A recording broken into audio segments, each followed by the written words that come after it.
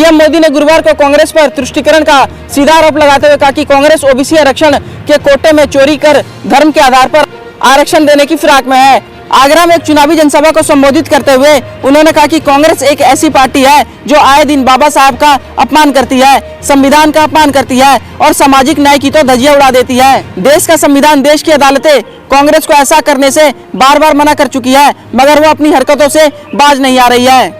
मोदी ने कहा कि धर्म के आधार पर कांग्रेस की हर बात को देश की न्यायपालिका ने ठुकरा दिया है, इसलिए अब कांग्रेस ने पिछले दरवाजे से खेल करना शुरू कर दिया है। अब कांग्रेस ने ठान लिया है कि वह धर्म के आधार पर रिजर्वेशन लाकर रहेगी। इसके लिए कांग्रेस ने तरीका निकाला है कि 27% का ओबीसी का जो कोटा है उसमें से कुछ चोरी कर लिया जाए, छीन लिया जाए और धर्म के आधार पर आरक्षण दे दिया जाए। उन्होंने कहा कि इसी कांग्रेस ने कभी कर्नाटक में, कभी आंध्र प्रदेश में, कभी अपने घोषणा पत्र में बार बार धर्म के आधार पर आरक्षण की वकालत की है। मोदी की गारंटी सबका साथ सबका विकास है, लेकिन सपा कांग्रेस के इंडी गठबंधन के लिए अपना वोट बैंक ही खास है। उत्तर प्रदेश में जो दो लड़के में दोस्ती है, इसका आधार भी ये तुष्टीकरण की राजनीति ही है। पीएम मोदी ने कहा दोनों मिलकर भाषण में तो ओबीसी करते हैं और पिछले दरवाजे से ओबीसी का हक छीनकर अपने वोट बैंक को मजबूत करने के लिए देना चाहते हैं। हमारा 10 साल का ट्रैक रिकॉर्ड हो या फिर भाजपा का संकल्प पत्र, हमारा जोर सैचुरेशन पर है। कल्याणकारी योजनाओं का लाभ सबको मिले, पूरा लाभ मिले, बिना बिचौलियों के मिले, बिना रिश्वत के मिले और हकदार को अवश्य मिले। ये भाजपा का सैचुरेशन मॉडल है।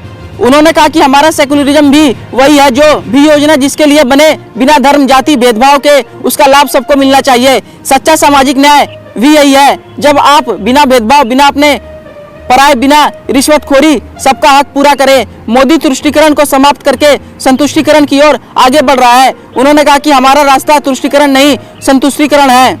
सबका साथ सबका विकास का मंत्र भी उसी का महामार्ग है, लेकिन सपा कांग्रेस का इंडी गठबंधन घोर तुष्टीकरण में जुटा हुआ है। 2024 के चुनाव में कांग्रेस ने जो मैनिफेस्टो जारी किया है उस पर 100% मुस्लिम लीग की छाप है। कांग्रेस का पूरा मैनिफेस्टो सिर्फ वोट बैंक को मजबूत करने के लिए समर्पित है, जबकि हमारा मैनिफेस्टो देश को मजबूत करने के लिए समर्पित है।